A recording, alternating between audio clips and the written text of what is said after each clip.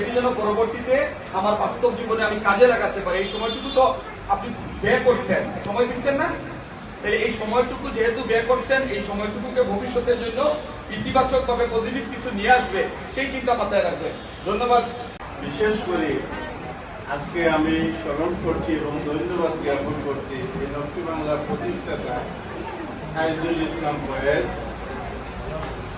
এই নকশি বাংলা জন্মলগ্নের থেকে আমি জড়িত বিদায় আমি বলতে পারি নকশি বাংলা ফাউন্ডেশনের জন্ম থেকে এ পর্যন্ত নকশি বাংলার যত কার্যক্রম আছে সবই সুন্দর, সুষ্ঠু, শৃঙ্খলা এবং সমাজের ভালো কাজ যতটুকু ততটুকু নকশি বাংলা কাজ করে। বন্যার্থকে ত্রাণ দেওয়া, স্বাস্থ্য চর্চা, সংস্কৃতি চর্চা এবং মহিলাদেরকে এই যে স্বাবলম্বী করার জন্য সেলাই প্রশিক্ষণ, এ ধরনের বিভিন্ন ধরনের সামাজিক সংস্কৃতি সাহিত্যে, বিশেষ করে সাহিত্যাঙ্গন ওনাদের বেশ অবদান।